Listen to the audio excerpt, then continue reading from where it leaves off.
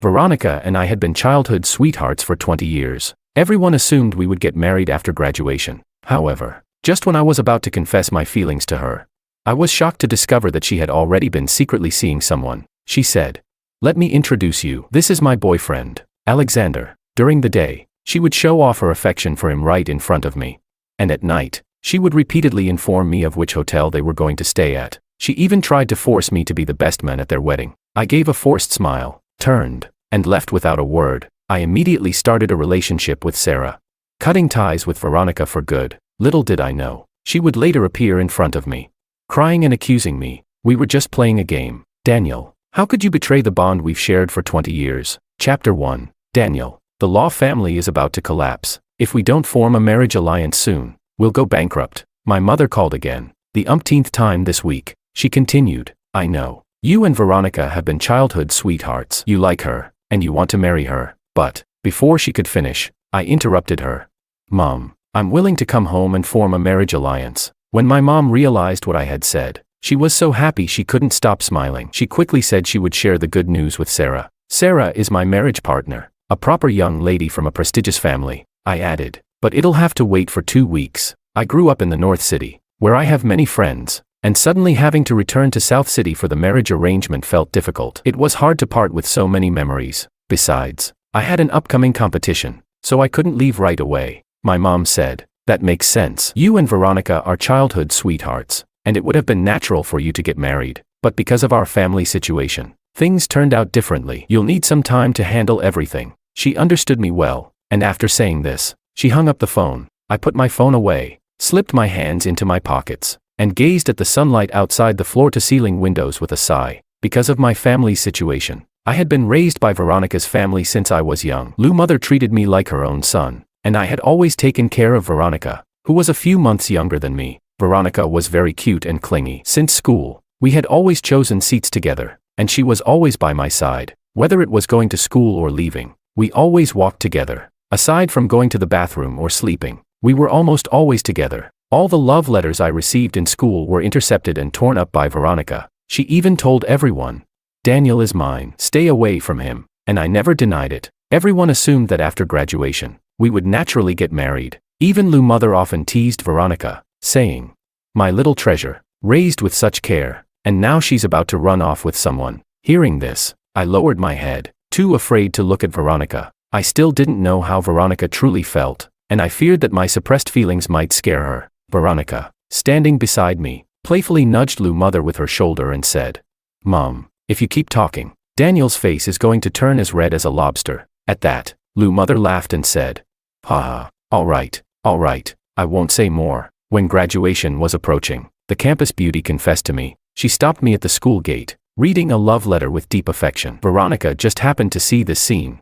She angrily turned around and left, and I quickly apologized to the campus beauty before rushing to chase after Veronica. This time, Veronica was especially hard to calm down. In the past, when she got upset, I would take her to eat tiramisu, and she would calm down. But this time, Veronica cried heartbreakingly, throwing herself into my arms and pounding her fists against my chest. I just silently endured, letting her vent her frustration. In that moment, even I, with my usual obliviousness, could feel Veronica's feelings for me. While secretly relieved, I was already planning my confession after graduation. But before I could confess, Veronica suddenly turned and threw herself into someone else's arms. They had met through a club activity. On the very day I was planning to confess, I saw Veronica nestled in Alexander's arms. She turned her head, smiled at me slightly, and said, "Daniel, let me introduce you. This is my boyfriend, Alexander. Wish me luck." I hurriedly tucked the ring box I was holding into my pocket. Veronica saw it and curiously asked, "What's that small box you're holding?"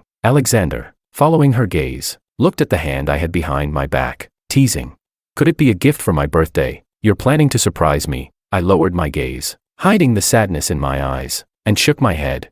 "No, it's just my stuff." It was the gift I had prepared for my confession, symbolizing my desire to offer Veronica eternal love. But now, it seemed Veronica didn't need that love, and there was no need for my confession anymore. I silently kept my feelings hidden and put the engagement ring away as well. At that moment, a magnetic voice came from behind, snapping me back to reality. "Daniel, I'm cutting the cake. Come on, help me sing happy birthday." Alexander, wearing a birthday hat, stood behind me, inviting me with a smile. I just glanced at him, then quickly shifted my gaze, focusing entirely on Veronica. She was wearing a white dress, looking like a princess out of a fairy tale. The sunlight made her face even more radiant and charming. She smiled at me, and the 2 small dimples on her cheeks were like vintage wine, captivating, but unaware of the effect they had. She said, "Daniel, come over and sing happy birthday to Alexander." I had always been unable to refuse Veronica's requests. With heavy steps, I walked over, stood opposite Veronica, and joined in clapping while singing. After Alexander made his wish with his eyes closed, he opened them and blew out the candles. After cutting the cake,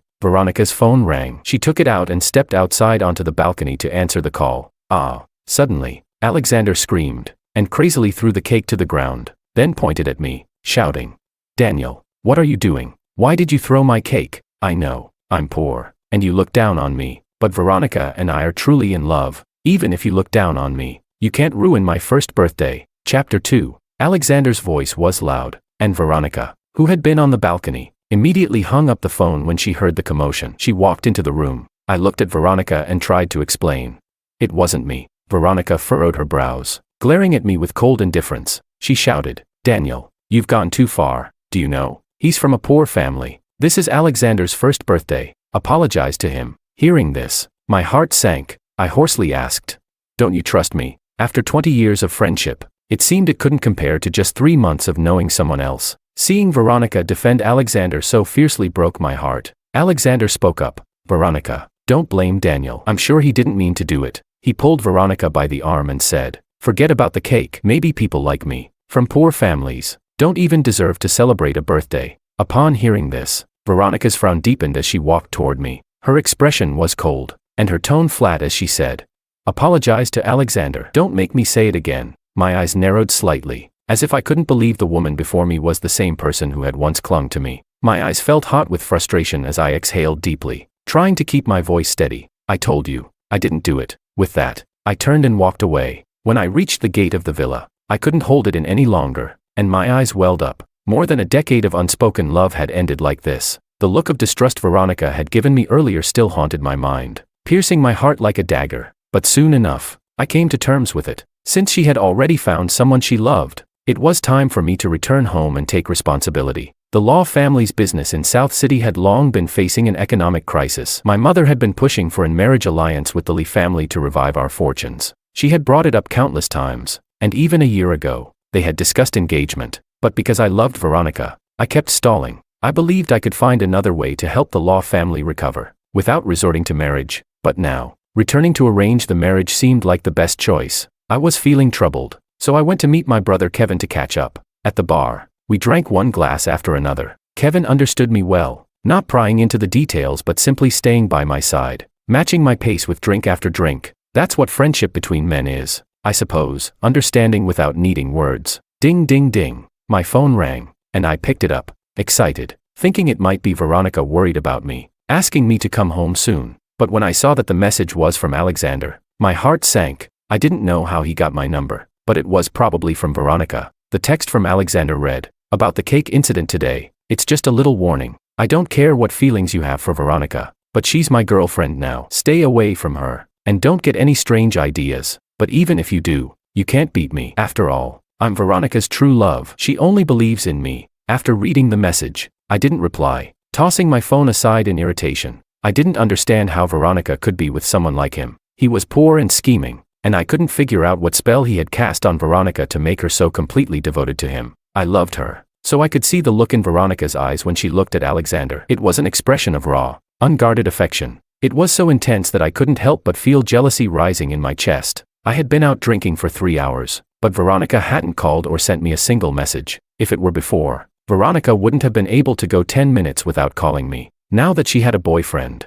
she had completely forgotten about me. Her brother. I drank through the night, and it wasn't until Lou's mother grew truly concerned that she came to find me. Looking at me, utterly drunk and slumped over, Lou's mother sighed and said, "I can tell that you two children clearly like each other. How did Veronica suddenly end up with a boyfriend?" She shook her head slowly, and gently backed out of the room, closing the door behind her. As soon as the door clicked shut, I jumped up from the bed, muttering to myself, "Veronica clearly likes me. Why did she suddenly fall in love with someone else? No, I need to ask her about this." With that, I staggered toward Veronica's room, knocking on the door with force. There was no answer. Frowning, I grabbed the doorknob and twisted it gently. The door opened, but the room was empty. Not even a trace that it had been slept in. The bed was neatly made. I stood frozen in place. It was already past 1 in the morning, and Veronica wasn't in her room. Where could she be? Chapter 3. My hands trembling, I fumbled for my phone and dialed Veronica's number in a panic. As soon as the call connected, I urgently asked, "Veronica, where are you? It's so late. Why aren't you home yet?" There was a moment of silence on the other end, before a deep, magnetic voice answered.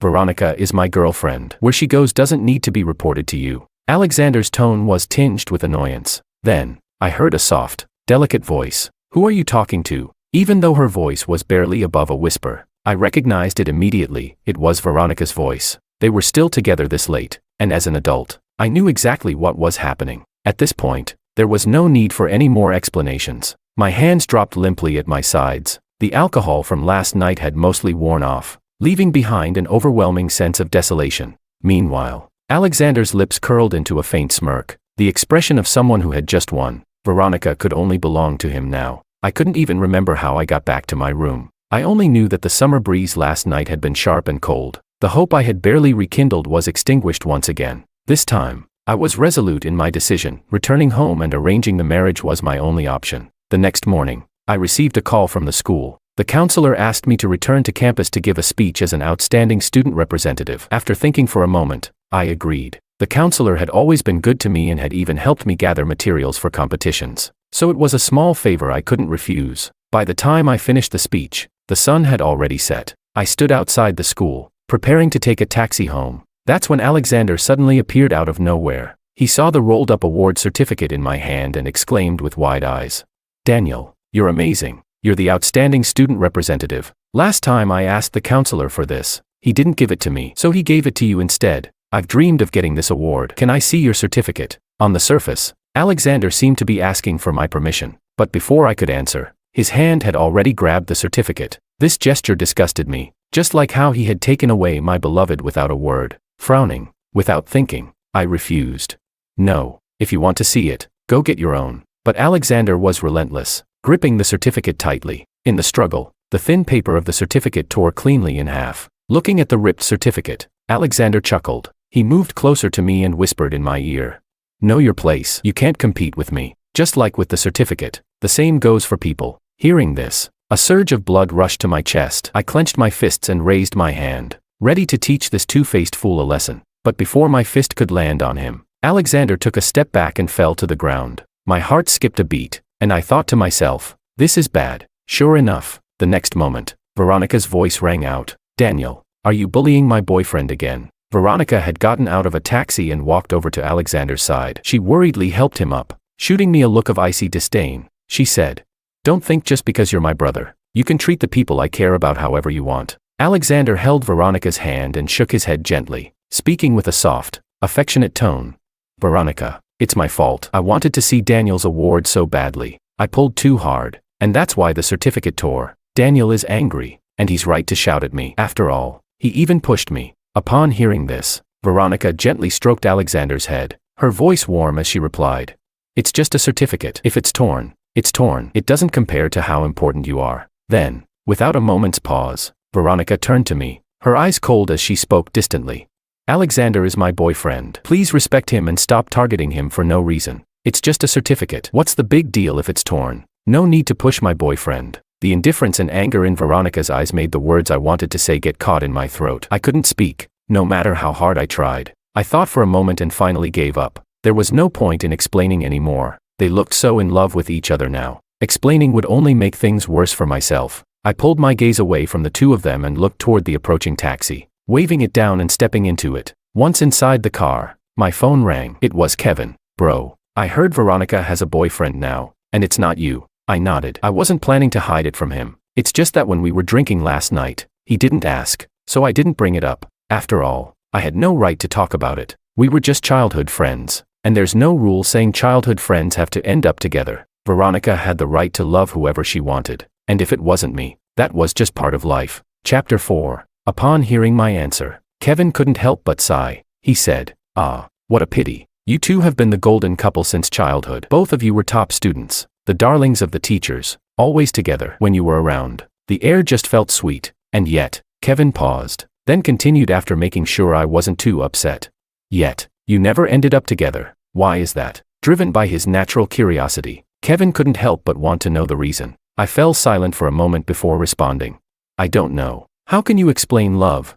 Love doesn't follow logic. When you love someone, it's just because you do, no reasons. Just a choice from the heart. Veronica didn't choose me, and that's not her fault. I can't just hold a knife to her neck and demand that she love me just because everyone thinks we should be together. That's clearly not realistic. After some casual chit-chat, Kevin and I ended the call. By then, the car had also pulled up, and I had arrived home. I paid the driver and stepped out of the car. Since I was leaving soon, I figured it was about time I packed my bags. But as I reached the door to my room, I found it wide open. I rushed inside, and immediately spotted Alexander fiddling with a jade pendant, an heirloom from my father. Alexander seemed to know how important this pendant was to me. The next moment, he feigned a slip and let it fall from his hand. Seeing this, I rushed over in an attempt to catch it, but the pendant slipped through my fingers and fell to the ground with a sharp crack, shattering into 2 pieces. At that moment, my anger could no longer be contained. I shouted at Kevin.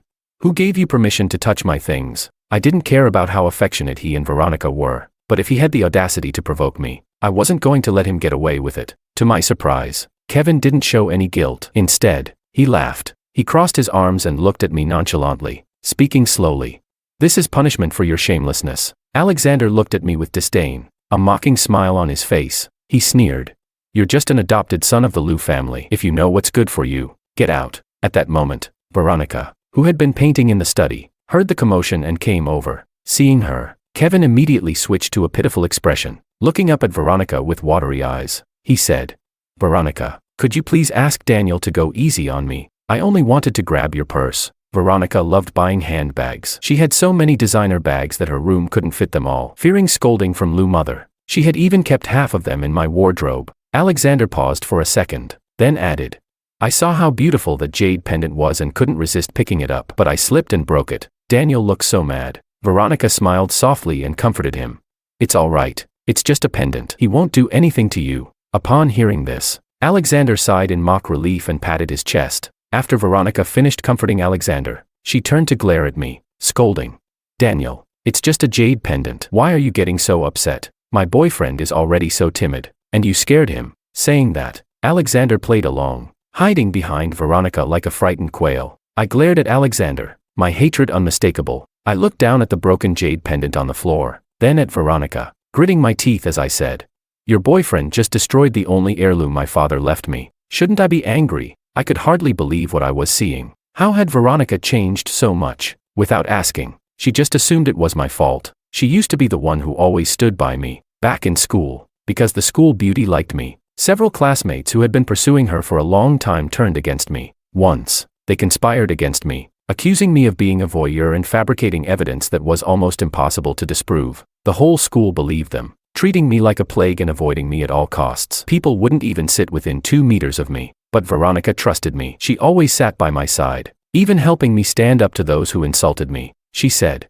I trust you, Daniel. We've grown up together, and I know what kind of person you are. I will always believe in you. Unfortunately, there was no forever. Veronica's trust in me had disappeared. When she heard my words, Veronica froze for a moment. She looked down at the shattered jade pendant on the floor, blinking a few times. When I was young, my family went through a huge crisis. My father suddenly passed away from a heart attack, and the doctors couldn't save him. But my father still left behind a huge debt. In order to shield me from the debt collectors and allow me to grow up without interference, my mother sent me to live with Liu mother's family. The broken jade pendant on the floor was the only thing my father left me after his death. To me, it held immeasurable significance, and Veronica knew this. Chapter 5. But Veronica only paused for a moment before continuing to scold me.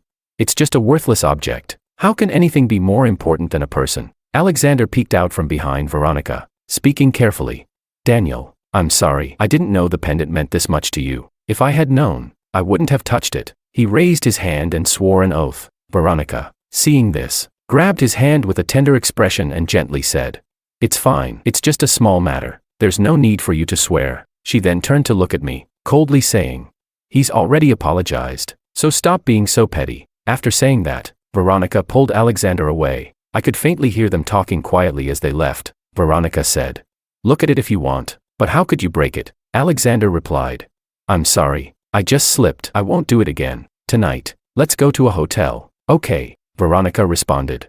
Sure, the usual place. Their voices faded, growing quieter and eventually becoming inaudible. In the now empty mansion, I was left alone, with red eyes. I bent down to pick up the jade pendant from the floor. I tried to put the shattered pieces together, but the originally flawless jade now had a dark crack in the middle, and no matter what, it couldn't be repaired. Ding ding ding. My phone rang. It was a message from Alexander. The text read, "Don't think I don't know what you feel for Veronica, but unfortunately, she only loves me. If you're smart, you'll leave and not ruin our happiness." After reading the message, I smiled wryly and quickly typed a response. I replied, "Do you think if I showed Veronica the messages you sent me, she'd be happy?" When Alexander saw my message, he immediately panicked. He replied, "What do you want to do?" Then, as if a thought occurred to him, Alexander started laughing again. He sent another message. "I destroyed your father's heirloom, and Veronica didn't say a word. So what do you think she'll do if you show her?" "Nothing. She'll just think you're jealous and petty, and call you a sinister little man. She'll just think you're disgusting." I stared at the words on the screen, feeling a cold wave wash over me. He was right. People can choose to favor whoever they want. I no longer held a place in Veronica's heart, so even if I was in the right, she wouldn't stand by me. With that thought, I silenced my phone, put it in my pocket, and stopped paying attention to the messages from Alexander. I took a deep breath, tried to calm myself down, and started packing my things. Although I had lived here for 20 years, I didn't have many belongings. In less than half an hour, I was finished. When I went out to ship the package, I ran into Veronica and Alexander at the nearby pet store, where they were playing with cats. When Veronica saw the suitcase in my hand, her expression darkened for a moment. She cautiously asked, "Are you leaving?" I didn't stop what I was doing. While paying for the package, I answered her, "My mom loves the silk here, so I'm getting some for her." At this point, things had already progressed so far that there was no need to mention leaving. I was just a stranger now, so quietly leaving was probably for the best. Veronica nodded in understanding, as if relieved. "Your mom always says she loves the silk here. When I'm free, I'll go back with you to visit her." She didn't notice anything strange, wrapping her arm around Alexander's, speaking kindly. Alexander's gaze darkened slightly, and he looked at me with visible displeasure. He was probably thinking, if I couldn't leave yet, then it was time to turn up the heat. I didn't look at them again. I simply said, "It's fine." With that, I didn't stay any longer and turned to leave. Veronica watched me walk away, and for a brief moment, a sharp pain flashed in her heart. Alexander pulled her into his arms, speaking lovingly. "Veronica, it's getting late. Let's go see a movie." Soon, the pain in Veronica's heart dissipated. She smiled and nodded, happily leaving with Alexander. I returned alone to the mansion, standing in the living room, staring blankly for a long time. This place, where I had lived for 20 years, held so many warm and beautiful memories. It was a shame that it was time to leave. Chapter 6. After dinner, I invited my good friends out. I wanted to properly say goodbye to them. The place we chose was the lounge bar we always frequented. One of my friends spoke up. "Daniel, we all thought the first wedding we'd be drinking to after graduation would be yours and Veronica's, but who knew it would be our farewell party instead?" After hearing the news that I was leaving, they were all reluctant to let me go. Each of them was downcast, and they sighed deeply before raising their glasses and drinking in one go. Kevin asked, "Do you really have to go back and fulfill that arranged marriage, to marry a woman you don't love?" Kevin voiced the doubt that was in all their minds, and they all looked at me expectantly, hoping for an answer. My fingers lightly traced the edge of my glass. As I met their hopeful gazes, I fell silent, raised my glass, and downed the strong liquor in one go. A few drops of liquor slid down the corner of my mouth. Nothing more needed to be said. Seeing this, the others didn't press any further. They just accompanied me, quietly enjoying these last moments together. Suddenly, the door to the private room was kicked open with a loud crash. Veronica stormed in furiously and grabbed my collar, shouting, "Daniel, I never thought you were this kind of person." As she spoke, Veronica's gaze swept over the room, and when she saw only men, she furrowed her brows in confusion, then turned to ask, "Where have you hidden that woman?" At this moment, I was completely confused and didn't understand what Veronica was talking about. I asked, "What woman?" Upon hearing this, Veronica's fury reached new heights. She glared at me and shouted, "Are you still pretending? Since Auntie entrusted you to stay at my house, I can't allow you to hire prostitutes." My face immediately turned cold. I shoved Veronica's hand away and almost gritted my teeth as I said, "That's nonsense. The brothers around us tried to defend me. You must have misunderstood. We're all here tonight too." Before they could finish, I interrupted them. I said, "Who told you I've been hiring prostitutes?" I stared hard at Veronica. I realized I no longer recognized her. The Veronica who used to trust me unconditionally was gone. She stammered. It was that classmate. Veronica fumbled, unable to finish a single sentence. Of course, she wouldn't say that it was Alexander who told her that his friend had seen me at Ching Fong Bar, holding a woman in my arms. Connecting that with the reputation of a bar like that, she immediately panicked. She had barely watched half a movie before she stormed out to confront me. The next moment, she raised her voice again.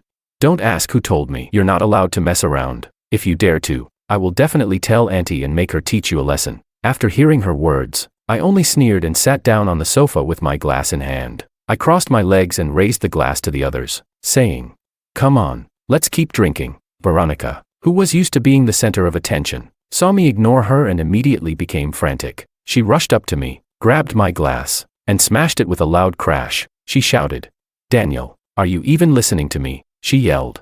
"Ever since I brought Alexander home, you've been acting weird. Now you're giving me attitude." Huh. The brothers, hearing this, wanted to speak up for me. They all saw how much I had done for Veronica. Veronica loved to buy various bags, and I would use my scholarship money to buy them for her as birthday gifts. She was afraid to walk alone at night, so throughout high school, I would always walk her home after evening classes. Even after we entered college, if I didn't have class, I would wait for her outside her classroom to walk home with her. Veronica loved a particular crab roe soup dumpling from a shop off campus, and even after graduation, I would buy it for her every morning. Now, for Veronica to accuse me of untrustworthiness, even as an outsider, they could see how heartbreaking it was, but I waved my hand, signaling for them to leave it alone. They backed off. Understanding, I simply glanced at her and, in a cold and distant tone, said, "You're overthinking it." The glass shards from the smashed cup lay on the floor, reflecting Veronica's angry face. She snorted coldly and glanced at the others before saying,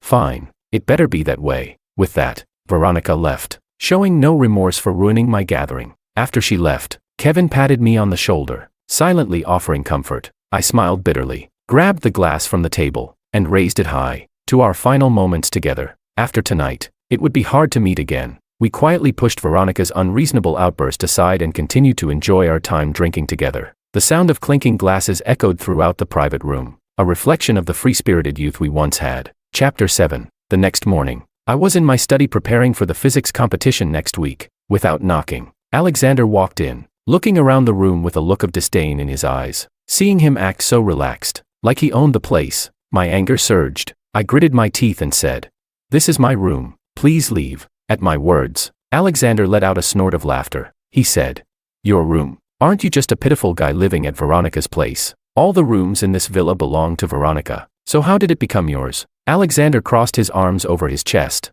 a mocking smile on his face. He added, "Get this straight, I'm Veronica's boyfriend now. You're just an outsider. If you're smart, you'll pack up and leave." Hearing this, I put my pen down and looked up. Staring at him coldly, I replied, my words full of meaning. "You should mind your own business. Otherwise, when your little facade falls apart and Veronica dumps you, you'll have no one to blame but yourself." Alexander frowned, his voice sharp. "What do you mean? Are you planning to tell Veronica? How old are you? And you're still playing these childish games? Don't make me lose respect for you." Alexander's expression was flustered, and he seemed genuinely afraid that I might tell Veronica the truth. But I didn't have the time for that. I was planning to leave anyway, and I only stayed for the physics competition. With the competition coming up, rather than wasting time arguing with an idiot like Alexander, I'd rather spend my time doing more problems and consolidating my knowledge. With that thought in mind, I packed up my things and went to find a quiet study room. When Alexander saw me leave, he couldn't suppress his smug grin. He watched my back and muttered to himself, "As long as I get rid of you, Veronica will be my wife, and I'll get into a rich family." Ever since Lu Mu, Veronica's mother, found out her daughter was dating a man from a lower class, she had been at odds with Veronica. She hadn't been home for a long time. At that time, the large villa was left with only Alexander. He spread his arms wide and breathed in, as if the air of the upper class was now his domain. Feeling like he had ascended to greatness,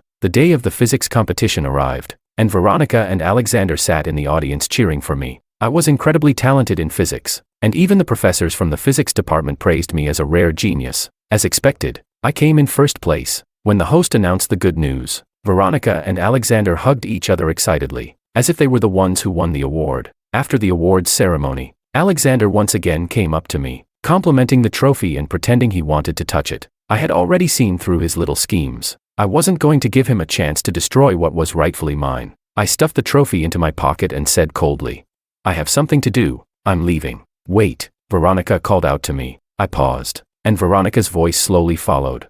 We're getting engaged, Alexander and I. You know, he's always admired your trophy. When the time comes, could you bring your trophies so he can use them to show off? Her tone didn't sound like a request, but more like an announcement. I sneered and replied, sure. After all, I had no intention of taking the trophies with me. The one who shines is always me. Wherever I am, the awards follow. I don't need a pile of trophies to prove my achievements. Seeing that I didn't object, Alexander beamed and said gratefully, great, thanks Daniel. You're helping me live my dream. When we get engaged, would you be willing to be my best man? There's nothing more painful than this. As a man, Alexander knew exactly where to strike to hurt the most. There's nothing more heartbreaking than being asked to attend your lover's engagement party. Veronica, still holding Alexander's arm, joined in.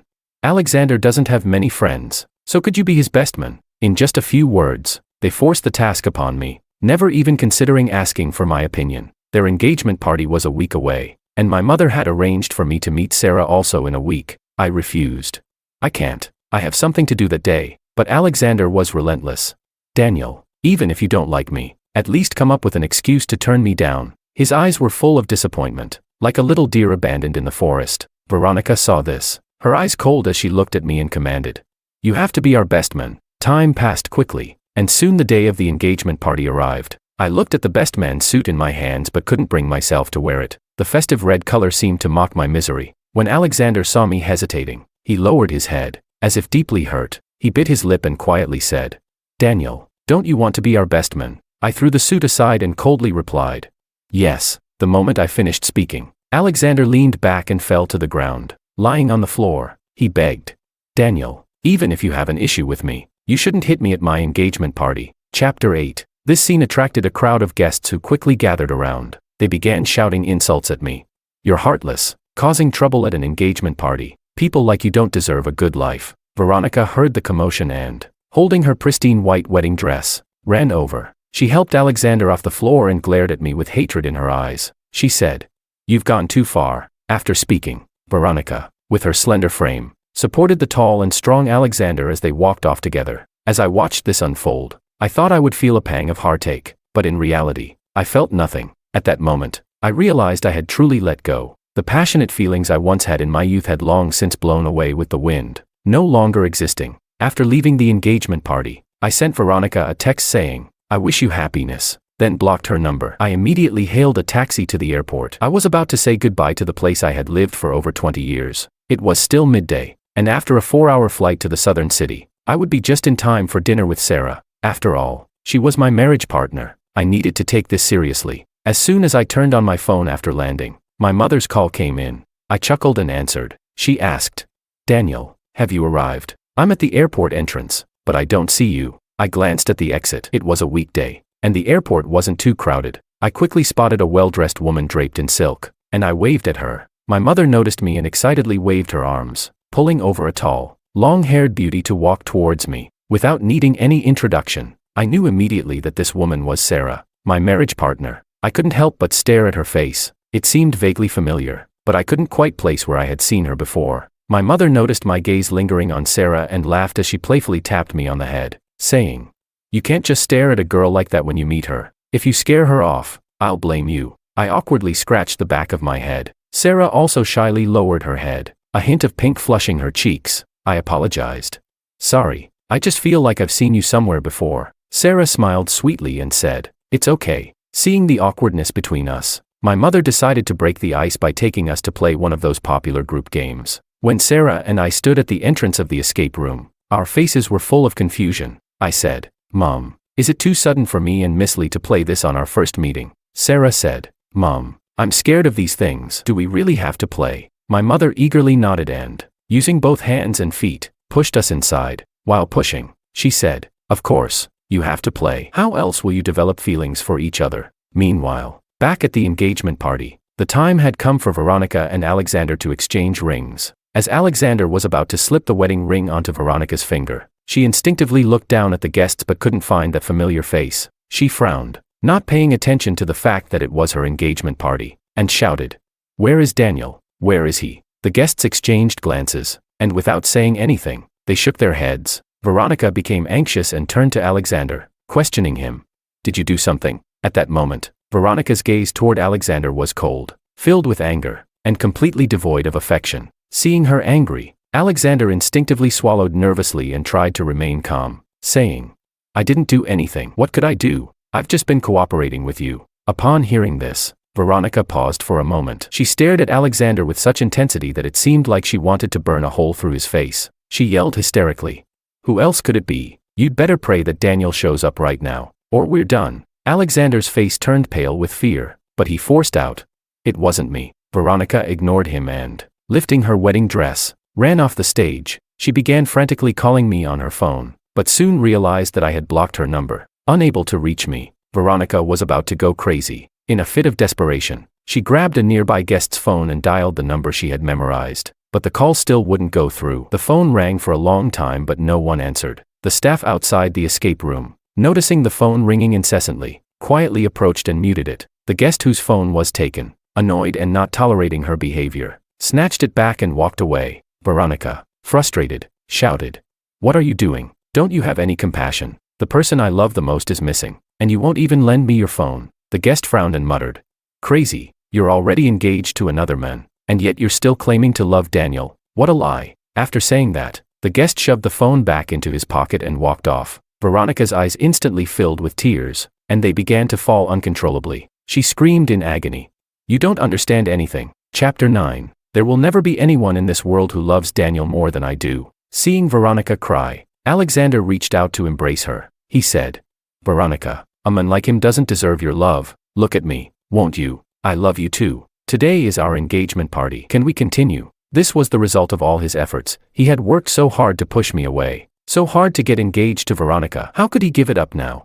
Veronica looked at Alexander, then slapped him hard across the face. With regret, she said, Ugh, I shouldn't have listened to you. I shouldn't have gone along with this act. Now Daniel is gone, completely gone. Are you satisfied? After speaking, Veronica lifted her wedding dress and ran out, leaving Alexander standing there holding the ring. The entire engagement party instantly turned into a joke. The guests sighed and left, feeling uncomfortable. Alexander stood in the center of the hall, watching Veronica's retreating figure, gritting his teeth in anger. He clenched his fists and muttered, What am I lacking compared to Daniel? Why can't you love me? We were so close, just one step away from getting engaged. After leaving, Veronica used all her connections to search for my whereabouts, but it was as if I had disappeared into thin air. There was not a single clue. I had told my friends not to reveal my location, so when Veronica asked them, they all shook their heads, saying they didn't know. Veronica stood helplessly in my room, looking at everything she was familiar with, her eyes reddening. She rummaged through my wardrobe, hoping to find some trace of me, and accidentally came across a small box. Inside were photographs of her, photos I had taken. Under the photos was a small note. On the bridge, you were looking at the scenery, while I was looking at you. Love has no origin, but once it starts, it runs deep. She gasped, covering her mouth in surprise. So Daniel has always liked me. After realizing this, Veronica searched even harder for me. A whole day passed, and Veronica had practically turned the whole city upside down. But still, there was no news of me. She had people check all the transportation records, but my name didn't appear anywhere. Unable to hold back any longer, Alexander said, This city isn't that big. If you can't find him inside or outside the city, he might already be dead. Upon hearing this, Veronica swiftly raised her hand and slapped him across the face. She shouted, What are you? Get out. Don't ever show yourself to me again, or I'll slap you every time I see you. Veronica's family had power and influence, and these words weren't empty threats. Alexander's face turned pale, and he fell silent, but he still refused to leave Veronica's side. He grabbed her hand and begged, Veronica, I'm sorry. Everything I said earlier was out of anger. I just love you so much. Please don't send me away. Okay, if you do, I'll have no way to live. Alexander's father was an alcoholic and gambler, deep in debt. In an attempt to pay it off, Alexander started gambling himself. He thought that with his smart brain, he could win big in the casino, pay off the debts, and give his mother a better life. But he fell into an endless abyss. His debts grew larger and larger, and he couldn't repay them no matter what. To avoid being beaten and threatened by debt collectors, he resorted to borrowing from every platform available, and the interest kept snowballing. He couldn't pay it back either. A few months ago, Alexander had seen Veronica crying on the roadside. It was well known that Veronica and I liked each other, but it seemed like only the two of us were unaware of it. Recalling the time when the school beauty confessed to me, Alexander immediately understood why Veronica was crying. He quietly approached, crouched beside her, and softly said, "Do you want to know if Daniel likes you?" At that moment, Veronica was like a drowning person grabbing onto a lifeline. She nodded eagerly, tears still in her eyes. Alexander, in a gentlemanly manner, gently wiped away the tears from her eyes and softly said, "It's simple. Be with me and see if he gets jealous. If he really loves you, he won't be able to resist confessing." Veronica thought for a moment, then nodded in agreement. After getting together with Alexander, Veronica was generous with him to ensure he fully cooperated with her plan. She gave him an allowance of at least $100,000 a month. With this money, Alexander's financial pressure eased significantly. If he lost Veronica, the golden goose, he would be finished. Seeing that Veronica remained unmoved, Alexander suddenly kneeled in front of her. Tears welled up in his eyes, and his face reddened as he looked at her and said, "I'll help you find Daniel. Please don't drive me away." "Okay." This plea touched Veronica's heart. Her eyes lit up, and she asked, "Can you really find him?" Alexander nodded and said,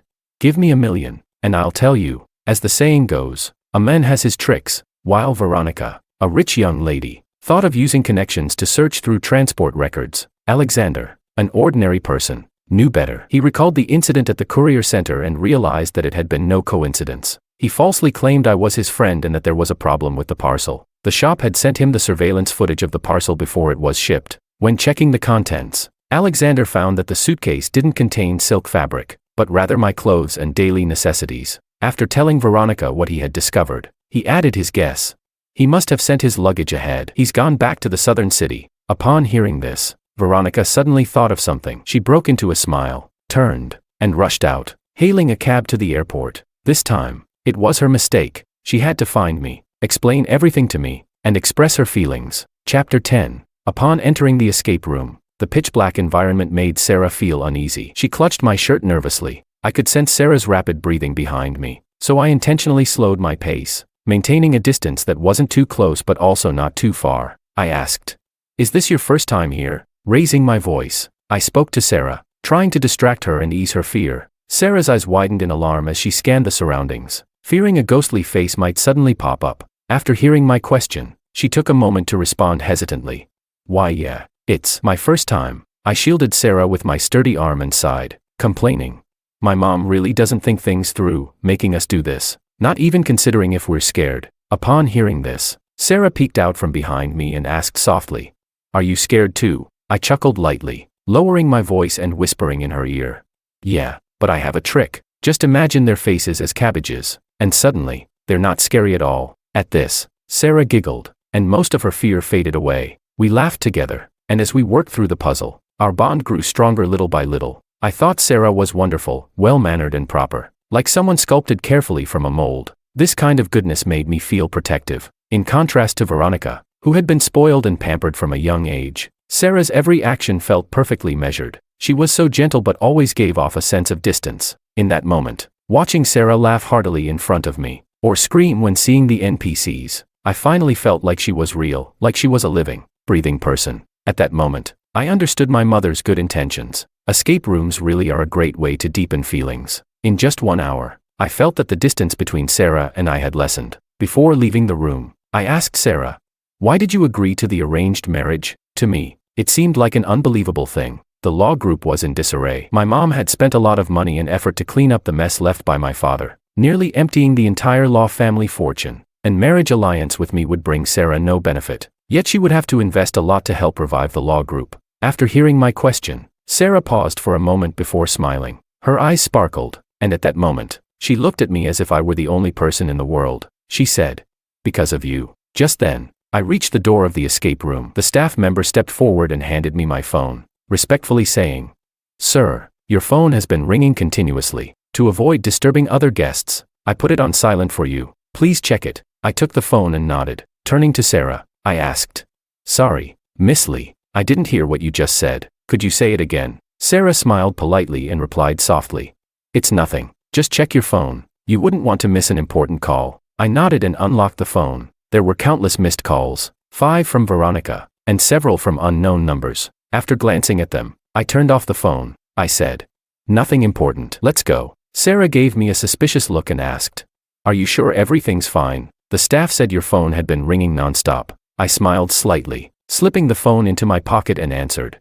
Really? It's nothing. Just some unimportant people. The person I once couldn't stop thinking about, now reduced to someone I considered insignificant. I chuckled coldly in my heart as I walked ahead. I said, Miss Lee, let's go. My mom's still waiting outside. Sarah nodded obediently and followed my lead. My mom was sitting outside, sipping coffee. As soon as she saw Sarah and me walk out, her eyes lit up. Looking at us laughing and chatting, she quickly invited us to dinner. She said, You must be hungry. I know a great barbecue place. Sarah, you have to try it. Sarah came from a scholarly family, where everything was arranged for her. She had never eaten something like barbecue. However, not wanting to disappoint my mom, she hesitantly nodded. I watched this scene with mixed emotions, casting a complicated glance at Sarah before quickly looking away. Chapter 11. After we arrived at the barbecue restaurant, Sarah, who had never been to such a place before, seemed a bit uncomfortable. My mom, seeing her unease, smiled and pulled Sarah over to sit beside her, gently reassuring her with a smile.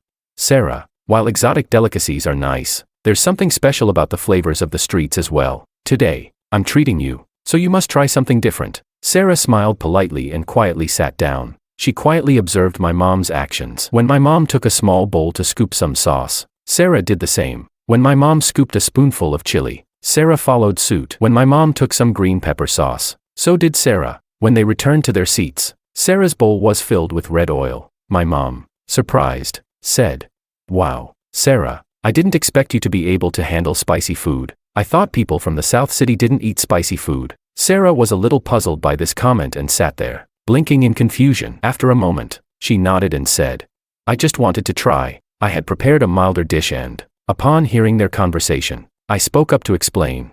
My mom's from Sichuan. She's been eating spicy food since she was a kid. Sarah smiled in understanding. My mom, who had been fond of spicy food for years, eagerly began grilling the pork belly on the wire rack. Once it started sizzling and the oil was bubbling, she picked up the grilled meat with chopsticks, dipped it in the sauce, and placed it in a lettuce leaf, rolling it up and happily eating it. Sarah, seeing this, tried to follow my mom's lead, but after just a small bite, she was overwhelmed by the spiciness. Seeing this, I quickly handed her the glass of cool water that had been prepared earlier. Sarah gratefully took it and drank deeply. My mom saw Sarah's face redden from the spice and laughed heartily. She said, It looks like Sarah isn't quite used to this. Sarah, thinking that my mom didn't like her, quickly tried to explain. She stammered, I can. Before she could finish, I interrupted her.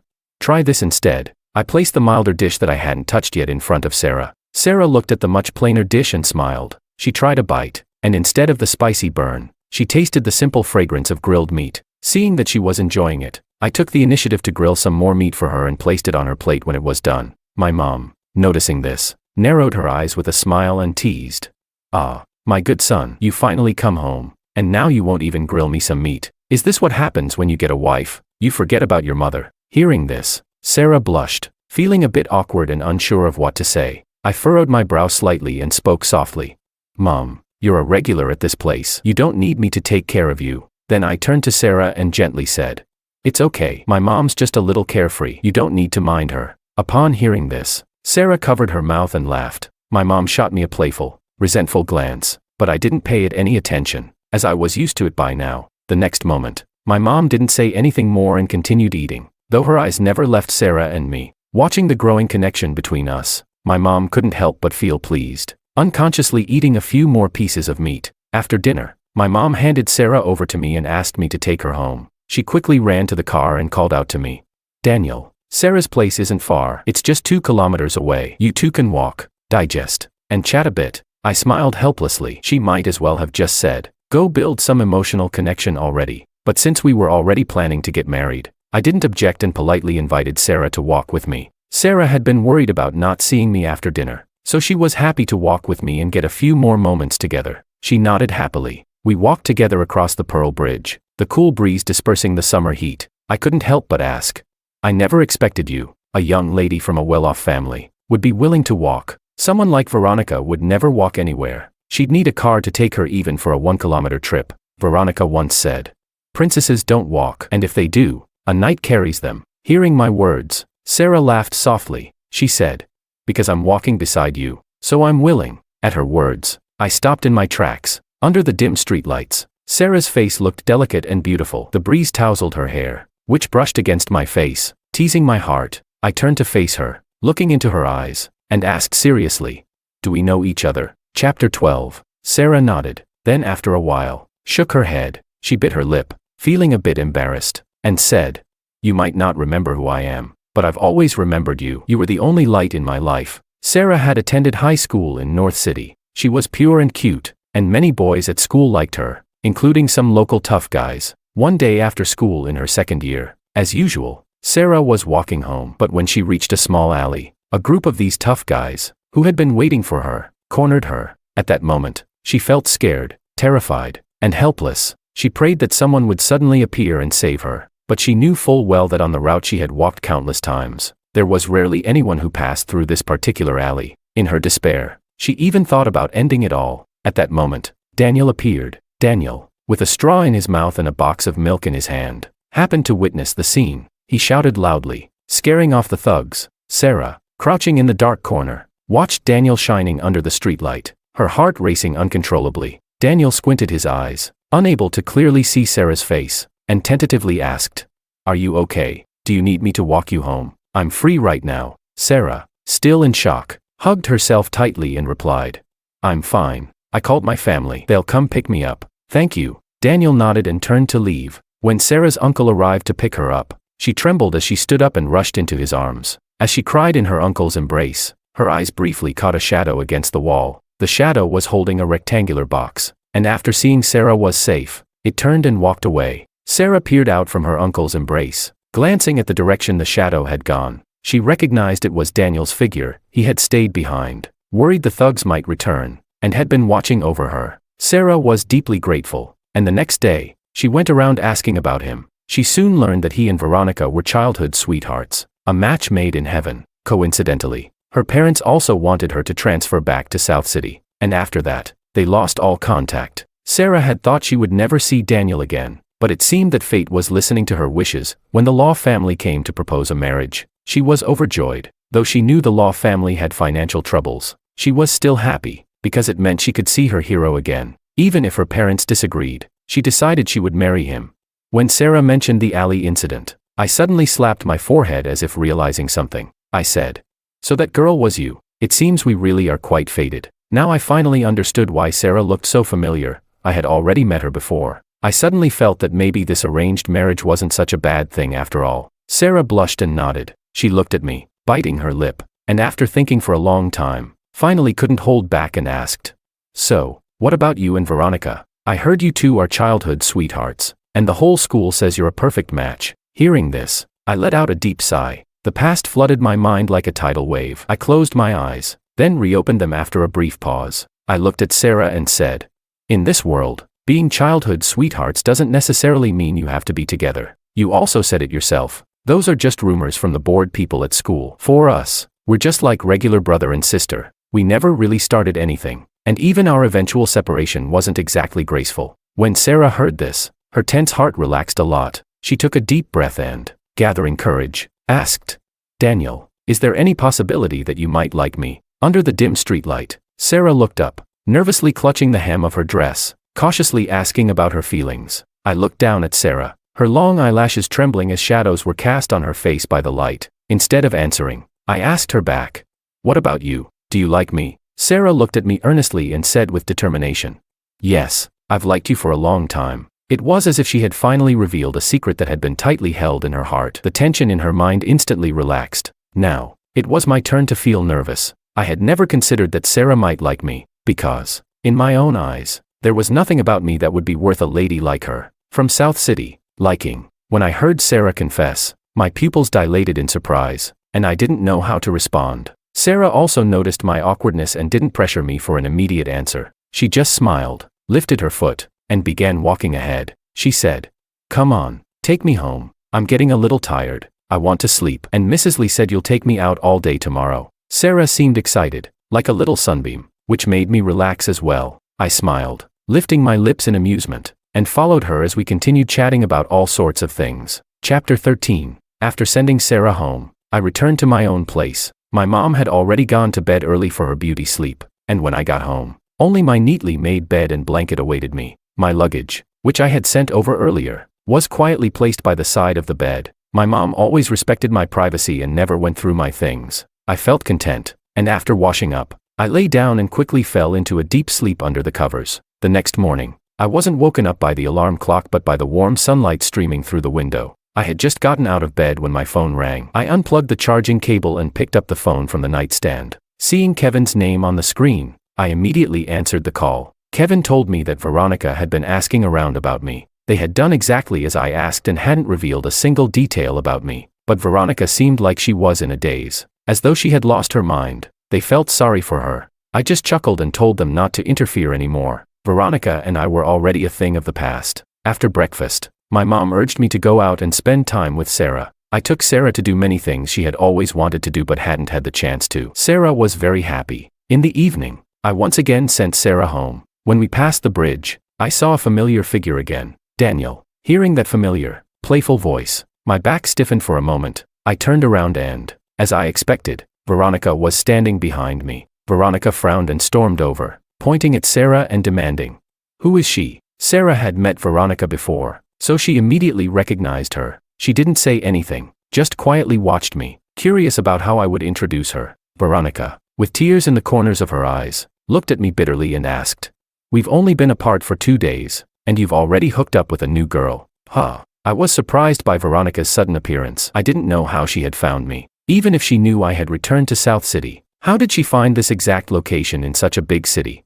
But honestly, I wasn't interested in that. I looked at Veronica coldly and replied, "Please mind your language. We were never in a relationship, so how could we have broken up? We're just ordinary siblings, nothing more." Hearing this, Veronica screamed, covering her ears, "No way, I don't want to be your sister." With that, Veronica rushed forward and shoved Sarah. She sneered and said, "Where did this fox come from? Let me warn you, if you keep clinging to my Daniel, I'll make you regret it." I quickly steadied Sarah, and after she stood firmly, I turned to face Veronica, gritting my teeth. "Veronica, show some respect. This is my fiancée, your future sister-in-law. Please recognize your position. If you dare to do anything to hurt Sarah, I won't let you get away with it." This was the first time Veronica had ever seen me so angry. She shook her head in disbelief and cried out, "Sister-in-law, you're telling me this is your fiancée, a woman you've known for just 1 or 2 days? I won't accept it." Veronica pointed at Sarah, her eyes full of disdain. She said, "I've known Daniel for 20 years,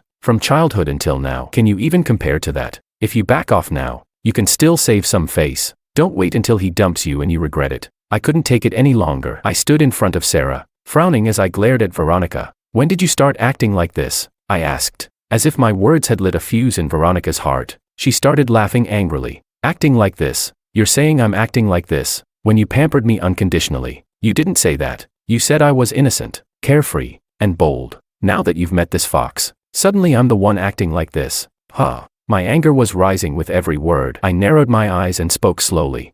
"Shouldn't you be preparing for your wedding with Alexander right now? What gives you the right to interfere in my life? And as for the woman I've chosen, I don't need your approval." With that, I turned and grabbed Sarah's hand, pulling her along as I walked away. Sarah stood there dazed, the words I had said still echoing in her mind. She softly asked, "Did you really mean it when you said I was the one you've chosen?" Chapter 14. Upon hearing Sarah's question, I stopped in my tracks. I bent down, flicked her little forehead with my finger, and chuckled. "You really have a big heart. After being scolded for so long, you only care about what I said just now." Sarah looked up at me with wide, sparkling eyes. She said firmly, "Of course, I care. You're the person I like, so of course I care about what you say. As for Veronica, she's probably just jealous. I can tell, she likes you. As a woman, she understood the signs of love, jealousy, sudden irritability, rejecting all other women around her love interest. She'd get angry, act spoiled, and want the person she loved to protect her. And Veronica, whether through her words or actions, had written her feelings for me all over her face. But she didn't understand what had happened to make things between us so unpleasant now. Hearing this, I shook my head and smiled, denying her words. Impossible. She's already engaged to Alexander. How could she like me?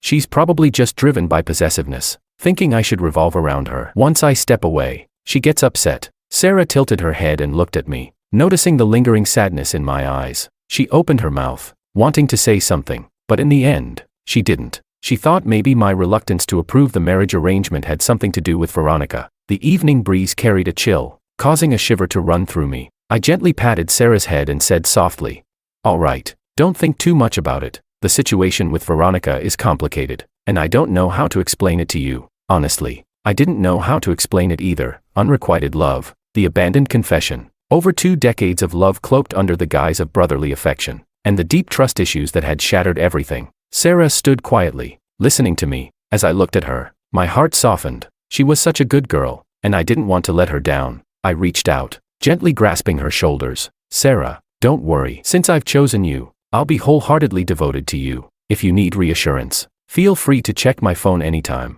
If you have any questions, you can ask me anything. I'll have no secrets from you.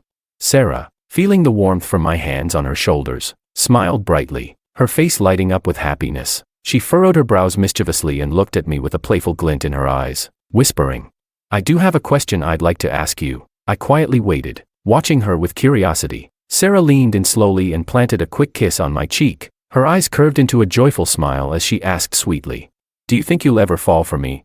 In that moment, I felt a rush of warmth and heat on my cheek. I stood there in a daze, my feet frozen to the ground as if nailed to the spot. Seeing Sarah's retreating figure, my heart was racing wildly. I clutched my chest, feeling the strong, steady rhythm of my heart, and just when she kissed my cheek, I felt my heart stop for a moment. It was a strange sensation, like the long-awaited rainfall after a drought. In that instant, I realized, maybe, just maybe, I was starting to fall for Sarah, the girl I'd only known for a day or two. Only when I saw Sarah's figure disappear up the stairs did I slowly turn and walk back. But to my surprise, Veronica was still standing there, looking just as agitated and wronged as before. Out of a sense of humanitarianism, I coldly asked, Where's your hotel? Let me take you back. It's not safe for a woman to be out alone this late. Veronica blinked, shaking her head. She smiled and came up to hook her arm around mine. Murmuring an apology in a soft voice, she said, I'm sorry. I was just too anxious earlier. That's why I acted like that. I promise it won't happen again. Can you forgive me? Her eyes were moist, looking at me like a frightened deer lost in the forest, but I felt no sympathy. I had already made up my mind to be responsible for Sarah, and I wouldn't let Veronica cross the line again. I remained expressionless and didn't say a word, keeping a safe distance from her. In my heart, Sarah was already the woman I had chosen. No one, not even Veronica, could slander or harm her, even if she had once been the one I pampered and adored. Seeing my cold reaction, Veronica started crying even harder. She bit her lip and looked at me with pleading eyes, saying, I didn't book a hotel. It's so late, and I have nowhere to stay. Can you take me home? We've known each other since we were kids, so you can't refuse me, right? Chapter 15. Without thinking, I immediately refused. I said, No, I'll book a hotel for you right now. With that, I took my phone out of my pocket to call a hotel, but Veronica quickly snatched my phone from my hand, skillfully unlocked it, and dialed my mom's number. Before I had a chance to stop her, the call connected. My mom's voice came from the other end. Daniel, why are you calling me so late? Is something wrong? Veronica put the phone on speaker and leaned in, speaking in a sweet voice. Auntie, I came to South City and wanted to visit you, but it's so late, and I couldn't get a hotel. Can I stay at your place? After hearing this, my mom smiled and nodded, saying, Of course, you grew up with us like a sibling. Don't be shy, our home is your home. They chatted for a while before hanging up. Veronica smiled playfully as she came up to me. See, your mom already agreed. Let's go home now. Hearing this, I darkened my expression and walked away in big strides. Veronica quickly followed behind, shouting, Wait for me. At the Law family villa, my mom, draped in a silk shawl, was sitting at the dining table waiting. When she saw Veronica come in, she greeted her with a smile. It's so late. I'm sure you haven't had dinner yet. I had Mary make some home-cooked dishes. I don't know if they'll suit your taste, though. Veronica, acting completely at ease, sat down and began chatting with my mom. I was a bit puzzled. My mom clearly knew that she had once had feelings for Veronica and that I was now about to marry Sarah. So why invite her over? It's always easy to invite a guest, but hard to send them away. I had a feeling the next few days wouldn't be peaceful. Sure enough, the next morning, Veronica, now acting like a little sister, demanded that I buy her crab roe soup dumplings. Her sharp voice echoed through the entire villa. Veronica stood at the door, hands on her hips, demanding, I don't care. You have to buy me crab roe soup dumplings. You always buy them for me, and since I haven't had them the past couple of days, I feel like something's missing. I had just woken up, rubbed my tired eyes, and frowned. If you want them, let Mary make them for you. Mary was a highly skilled housekeeper that my mom hired. A master of every cuisine and pastry imaginable, if you could think of it. She could make it. But Veronica wasn't satisfied with that answer. She insisted that I go out and buy them for her. With tears in her eyes, she cried out, "You've changed. You used to always do whatever I asked." Even with my normally calm temper, I couldn't stand her constant pestering anymore. I clenched my teeth, glared at her, and spoke in a low voice. "Please don't take my kindness toward you for granted. Also, you're already engaged. You should keep your distance from men." I glanced pointedly at Veronica's pajamas, which were so revealing they made the situation even more awkward. Veronica, however, didn't seem to care at all. She smiled and walked into my room, gazing at me with a mischievous grin. "Are you jealous? Well, I've got some good news for you. My engagement with Alexander is off, and I'm not marrying him anymore. I only want to marry you." Having learned from her previous mistake, Veronica now knew that love shouldn't be kept hidden. She had to express it loud and clear, but when I heard her sudden confession, I didn't feel happy at all. Instead, I froze with a cold expression. I said, "I'm not interested in your situation with Alexander. I'm about to marry Sarah, and I hope you can bless us." With that, I threw on my jacket and walked out, not turning back no matter how much Veronica called out. When I was almost at the door, Veronica rushed after me. At that moment, my mom came out of the kitchen with a glass of milk. She stopped Veronica. "Veronica, let's have a talk." Hearing this, Veronica paused and obediently followed my mom to sit down by the floor-to-ceiling windows, where the soft, warm sunlight of the morning bathed them. My mom, always direct, looked at Veronica and asked, "Veronica, do you like Daniel?" Veronica didn't try to hide anything. She confidently nodded and admitted, "Yes, I like Daniel." Upon hearing this, my mom's expression grew complicated. She frowned and asked, "But I heard you were already engaged a couple of days ago. Daniel and Sarah are about to get married. So what exactly do you mean by saying this now?" Veronica bit her lip, paused for a moment, and then said firmly, "Auntie, my engagement with Alexander was a misunderstanding. I'll find a chance to explain it properly. Daniel and Sarah don't have any real feelings for each other, and they can't get married. Daniel's wife can only be me." Chapter 16. My mom, who always had a good temper, was also angered by this. She slammed the table and said, "Outrageous. Do you think my son is someone you can summon at will and cast aside just as easily? My son and Sarah are very close right now, so if you have any sense, you'd better leave for North City right away." Veronica, however, wasn't intimidated by my mom's outburst. Instead, she smiled. She stood up and politely spoke. "Auntie, I don't mean any harm. I just want to pursue my own love. If, as you say, they're deeply in love, then there's no need for you to worry about me, right?" With that, Veronica turned and walked away. She had made up her mind. This time, she would not back down. She would boldly express her love for me. Veronica couldn't lose me. We were childhood sweethearts, the couple everyone envied. In the end, we would definitely be together. Just as she stepped out the door, Veronica's phone rang. It was Alexander calling. As soon as she picked up, Alexander's urgent voice came through. "Veronica, can you help me, please? The loan sharks have come to my door, and they said if I don't pay up, they'll cut off my hands. Please, remember all the times I've helped you. Give me 500,000, will you?" Veronica frowned when she heard this. "Didn't I already give you 1 million? Did you spend it all already?" Alexander coughed, saying, "It's my fault. I got carried away and gambled again. I swear, this is the last time." Veronica's mood soured, and she snapped, "That's your problem, not mine. I'm not your ATM, so don't come to me for money. Also, Daniel leaving has everything to do with you. Don't think I don't know about your little tricks. Instead of asking me for money, you should be worrying about how you'll deal with my revenge when I get back." With that, Veronica hung up the phone. On the other end, Alexander cursed when he heard the busy tone. "Ugh, this brainless love fool. Who does she think she is to talk to me like that? I'll make her pay for this." As soon as he finished speaking, a few loan sharks standing nearby shot him a menacing glance. "Oh, so you owe money and you're still acting tough. Who are you planning to make pay?" Alexander quickly kneeled down and begged for mercy. "Brothers, I was wrong. I wasn't talking about you." The loan shark sneered, grabbed a fruit knife, and waved it menacingly at Alexander's face, shouting, "Where's the money? I'm not listening to your excuses. Pay up." Unable to pay, Alexander was beaten badly, spitting blood before they finally let him go. That evening, Sarah texted me saying she was at the office, so I waited downstairs for her to finish work. After everyone else had left the company, Sarah finally walked out, holding a stack of files. She had just started taking over the company and still had a lot to learn, so she had to bring a ton of paperwork home to study. When she saw me, she immediately smiled brightly. She asked, "What are you doing here?" I walked up, naturally taking the files from her hands and holding her hand with my other, gently saying, "As your boyfriend, it's perfectly normal for me to pick you up from work." Upon hearing this, Sarah's eyes lit up. She asked, "Does this mean you're accepting me?"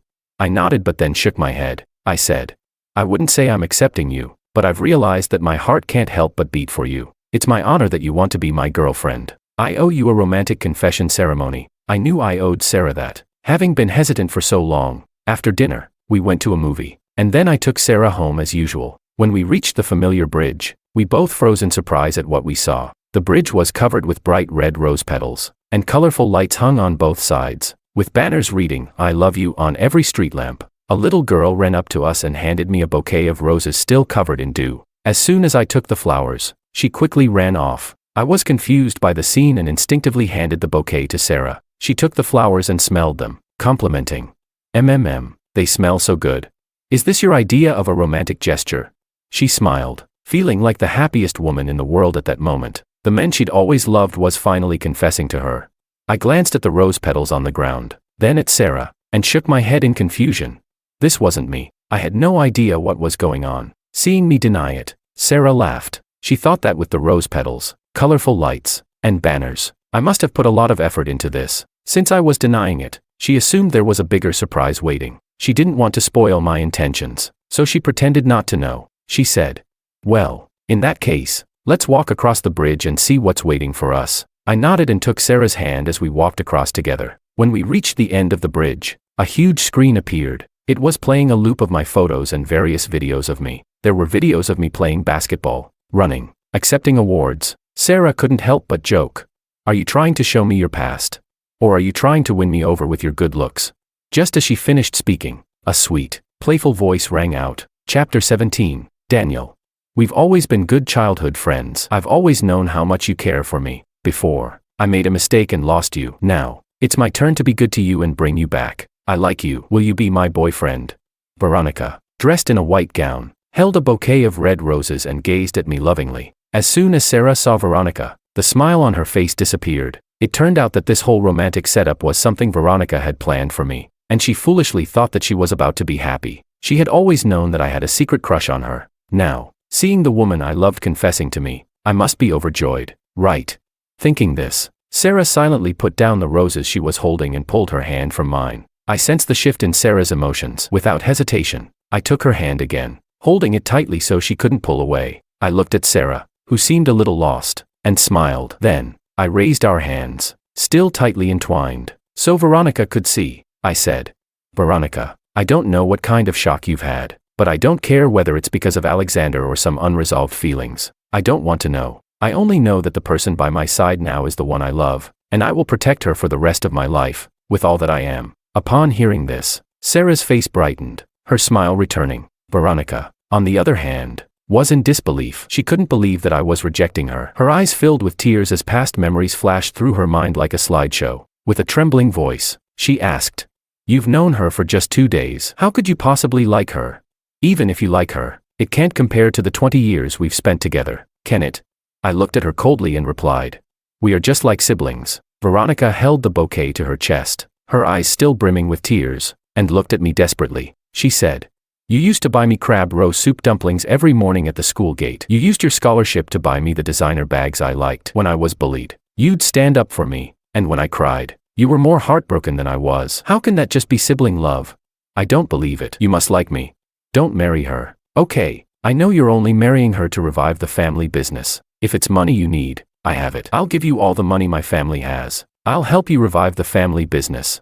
Veronica looked at me with hopeful eyes, wanting me to change my mind. Sarah, after hearing this, felt a pang of disappointment. She was self-aware enough to know that our relationship, having only begun a few days ago, couldn't possibly match the deep bond Veronica and I shared over 20 years. A large part of the reason I was willing to marry her was due to the support her family offered. Now that Veronica was willing to offer all her family's money to help me, Sarah was afraid I might waver. Sarah looked up at me, studying my expression, but she soon realized that I wasn't happy about Veronica's words. Instead, I was a bit angry. Seeing that I hadn't been swayed, Sarah's heart settled. I kept holding onto her hand tightly, offering her a sense of security. I turned to face Veronica, wanting to make things clear once and for all, especially in front of my fiancé. and put an end to this, I said.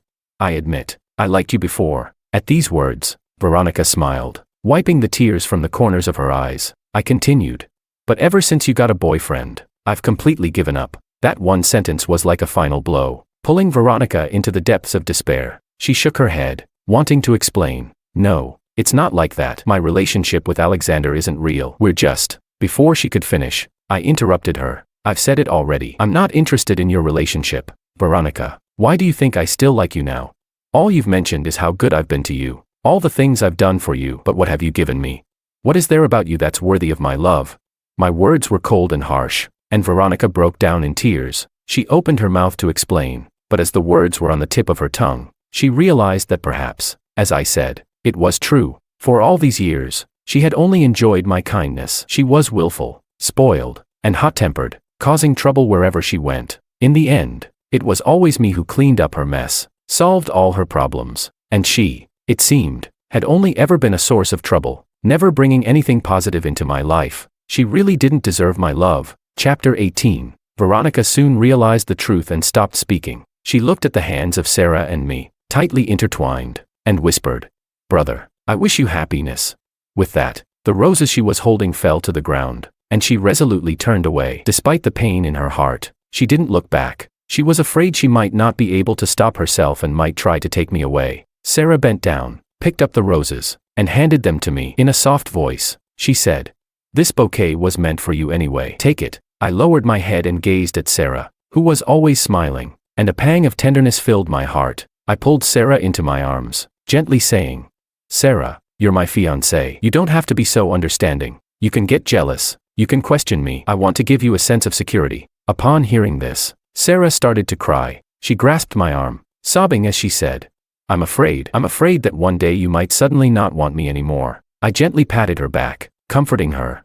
"It won't happen. Trust me. Now that I've chosen you, I'll always take care of you." I comforted Sarah for as long as she cried. I didn't know how long it passed, but eventually, through her sobs, Sarah fell asleep in my arms. With a soft smile, I gently picked her up and carried her home. I used Sarah's fingerprint to unlock the door, then carried her to the bedroom. After covering her with a blanket, I saw that she was sleeping soundly, and only then did I quietly leave. I hadn't realized that Sarah lived alone. She seemed so delicate and fragile. It was hard to imagine that she could take care of herself. What I didn't know was that although Sarah came from a good family, she had never received love from her parents. Not long ago, she had defied her parents' objections and insisted on being with me, which angered her father and mother. As a result, they had kicked her out, and she had to live on her own. When I returned home, I was surprised to find my mother sitting upright in the living room, waiting for me. I asked, "Mom, what's going on?"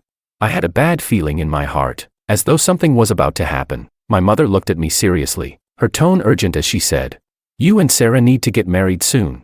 She had noticed something off about Veronica recently, and after this morning's events, she was worried that delays might lead to more trouble. I lowered my head, deep in thought. I felt that Sarah didn't have a strong sense of security right now. Perhaps a romantic wedding would be more effective than any flirtatious words. With that thought, I nodded. Sarah had been busy with company matters and hadn't had much time to spend with me, so I focused on preparing a surprise for her. By 6 p.m., I went to pick Sarah up from work, and we had dinner, took a walk, and chatted. A month later, after Sarah's work had calmed down, it was just in time for the weekend. I secretly took Sarah to an open grassy area, covering her eyes the entire way, making her heart race with excitement. Once we stopped, Sarah softly asked, "Are we there yet?"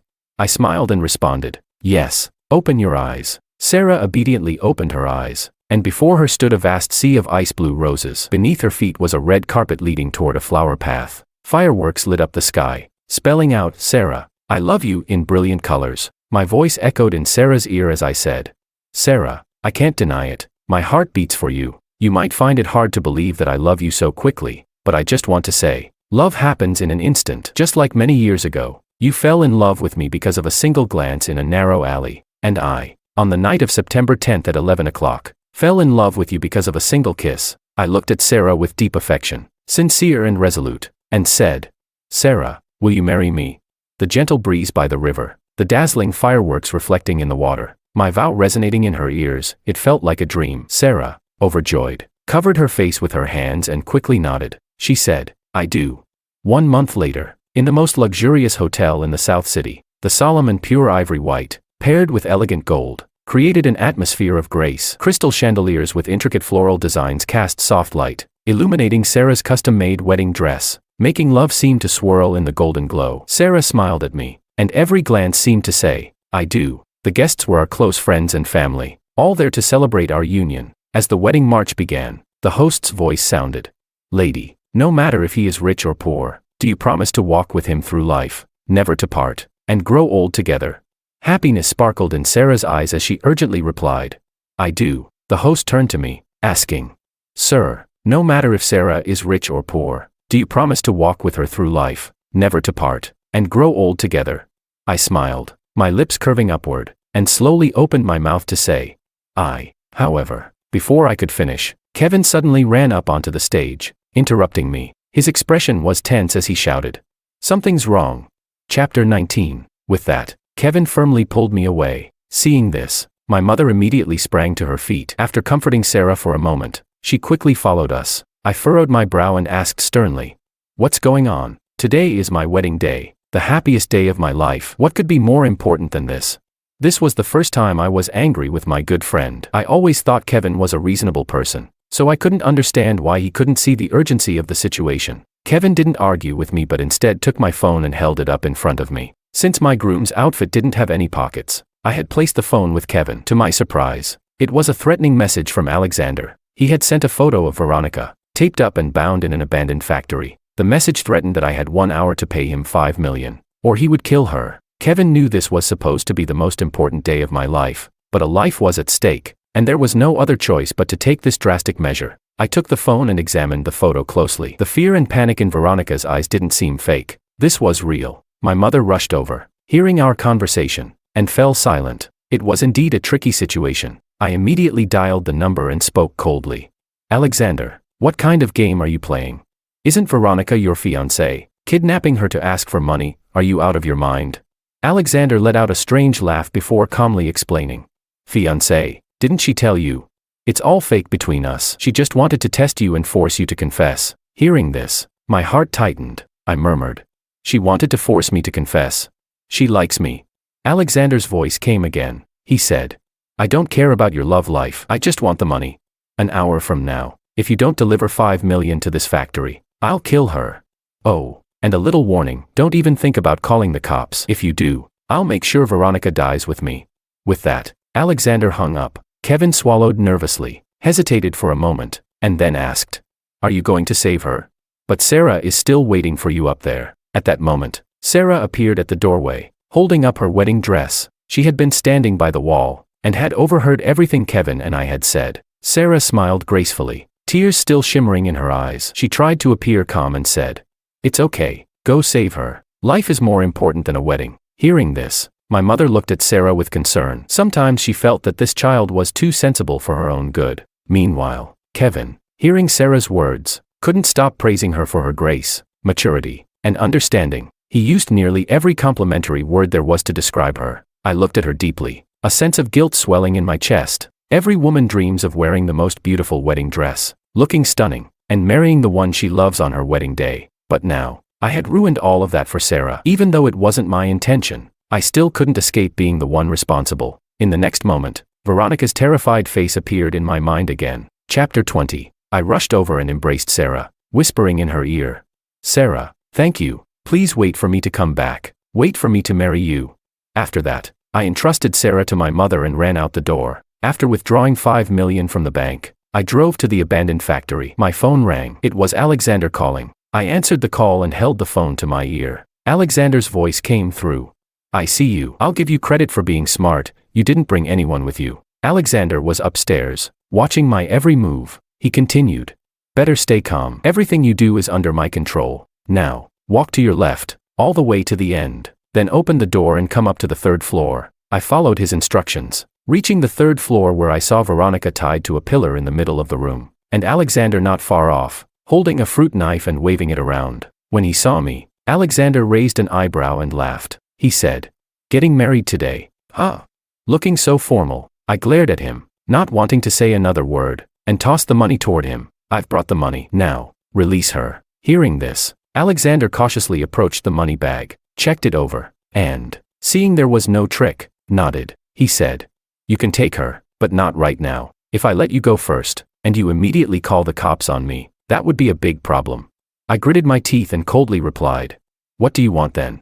Alexander stroked his chin and thought for a moment before saying, "Well, you go downstairs first. After I leave, you can come back up and untie her." I squinted, and without thinking, I refused. "No, what if you hurt her while I'm gone?" Alexander, who was rejected, became agitated. He waved the fruit knife at me and shouted, "What gives you the right to negotiate with me? She's in my hands. I do as I please. Otherwise, I'll kill her." He aggressively pressed the fruit knife against Veronica's neck. A slight motion, and blood would flow. Veronica looked at me in horror, tears streaming down her face. To ensure her safety, I could only nod and slowly take a step back. Only then did Alexander relax and lower the knife. Just then, a black figure suddenly dashed out from the stairwell. With swift movements, it pounced on Alexander. He was caught off guard, knocked to the ground, and the fruit knife flew several meters away. By the time the police arrived and cuffed him, Alexander was still shouting insults at me. "Damn you, you're a real piece of work, calling the cops." I raised an eyebrow and smiled, shrugging helplessly. Everyone has their expertise. When it comes to professional matters, you need to leave it to the professionals. On my way to get the money, I had already called the police. Otherwise, withdrawing such a large sum of cash would have been a problem in itself. This was all part of the plan, to cooperate with the police. Veronica and I were called in to make statements. By the time we left the police station, it was already 2 in the afternoon. Alexander was charged with kidnapping and extortion. He had a criminal record for gambling, and with the additional charges, he was sentenced to 5 years in prison. I breathed in the fresh air outside, unable to suppress a sigh. I thought the wedding must have already ended, and Sarah must have gone home by now. Feeling my emotions, Veronica grabbed my arm and said earnestly, "Daniel, you like me, and I like you. Since you missed your wedding with Sarah, how about this? Let's get married." "Okay. You were willing to drop everything and save me. That shows you care for me, probably more than you care for her. You can't keep lying to yourself, and I can't either. Let's get married." "Okay." After experiencing such a life-or-death situation, she finally realized how important it was to hold on to the things that were truly worth cherishing. Chapter 21. I pulled my arm away and coldly said, "I saved you because you're my sister. Life is more important than the wedding. You only get one life, but a wedding can be rescheduled. Sarah also supports my decision to save you. She's half your benefactor." The things you just said, I hope that's the last time I hear them. I don't want to make Sarah sad. After that, I turned and walked to the car. Veronica watched me leave, her heart feeling like it was being torn apart. But she couldn't blame anyone but herself. She had pushed me away with her own hands. When I arrived at the wedding venue, the banquet hall was eerily silent. I nervously swallowed, feeling like my worst fear had come true. But then I quickly reasoned with myself. I had left my bride behind. What right did I have to ask everyone and Sarah to wait for me? I walked dejectedly into the hall. "You're back," Sarah's gentle voice sounded. Hearing that, my eyes lit up. I looked up, and there she was, still wearing the white wedding dress, standing on the stage, with all the guests present. I was a little surprised, confused as to what was happening. I asked, "What's going on?" Sarah smiled and replied, "To be honest, I told them that my sister had been kidnapped, and my husband went to save her, so the wedding was delayed." I looked at the guests below the stage, then at Sarah, and my eyes welled up. How could she be so understanding? She had said all that to prevent others from criticizing me, even making it sound like she was helping save her sister. My heart melted in that instant, and I swore I would love Sarah for the rest of my life. The guests in the hall raised their thumbs and praised me. "We understand, it's a life-or-death situation. You're a true hero. Since nothing's happening today, we can eat, drink, and enjoy watching your happiness." "Host, what are you waiting for? Get on with it." The host, who had been frozen for a moment, finally came to his senses. He looked at me and said, "Sir, do you take Sarah, whether in poverty or wealth, to be your lawful wedded wife, to love, cherish, and never forsake her, until death do you part?" I took Sarah's hand and nodded seriously. "I do." This time, no one interrupted us. We smoothly completed the wedding ceremony and exchanged rings. A round of applause followed, and amidst the cheers, we shared a passionate kiss. The following month, we went on a sweet honeymoon, traveling to different parts of the world to experience the local culture. Under the Eiffel Tower, Sarah finally confessed her secret. She said, "Actually, on our wedding day, I was so scared you wouldn't come back, but you told me to wait, so I waited. Fortunately, you came back." A gentle breeze blew, lifting a strand of hair and brushing across my face. I tenderly stroked Sarah's cheek and seriously said, "Actually, on our wedding day, I was also afraid that you wouldn't want to wait for me, but you waited. and I vowed to love you for the rest of my life." With that, we exchanged a smile and embraced each other. After the honeymoon ended, we returned to our normal lives. Sarah had just taken over the family business and was still learning the ropes. She had secretly married me without informing her parents, which infuriated them. They looked down on my family's company, which was on the brink of bankruptcy, and because Sarah insisted on marrying me, she faced constant pressure from some old stubborn employees. When I found out, my heart ached, and I hugged her tightly, promising that I would build the law family business into the strongest it could be, so her parents would see that their daughter had made the right choice. 6 months later, Veronica returned to the northern city, but she was lost and disoriented. Lou's mother was also worried, but since it involved young love, there was little she could say. Instead, she sent Veronica a large sum of money and suggested she take a trip to clear her mind. Veronica aimlessly drove through different cities, unable to find any place that made her want to stay longer than a day. She visited various tourist spots, checking in like it was a task, sending photos to Lou's mother to reassure her. She realized that I had been right all along. She had become accustomed to demanding things, proud and rude, ignoring the feelings of those who truly cared for her. She couldn't go on like this, but my situation still haunted her. She often asked Kevin, "Do you think if I hadn't listened to Alexander's advice and hadn't pretended to be his girlfriend, would I be with Daniel now?" Kevin, seeing Veronica's disheartened state every day, felt a pang of sympathy. After thinking for a long time, he finally decided to tell her the truth. Chapter 22. Kevin sent a message to Veronica. "Actually, before you got together with Alexander, Daniel had already been preparing a romantic confession for you, but on the day he was going to confess, he was all excited, ring in hand, ready to find you, but when he did, he saw you with Alexander." Hearing this, Veronica suddenly remembered the small box Daniel had been holding that day. She couldn't believe it, covering her mouth in shock, and immediately called Kevin. She asked, "Is this true? He was going to confess to me that day." Kevin took the call and calmly replied, "Yeah." Veronica, suddenly overwhelmed with excitement, stammered, "Then, so, he loves me, why didn't he want to be with me?" She had confessed to him that her relationship with Alexander was fake, so why wouldn't Daniel accept her? There was silence on the other end for a moment. Finally, Kevin spoke up. "Maybe life is like a drama, full of missed opportunities. When he thought you didn't love him, he forced himself to let go. Then, he was healed by someone else and unknowingly fell in love with her. Everything's in the past now. Let it go," he advised.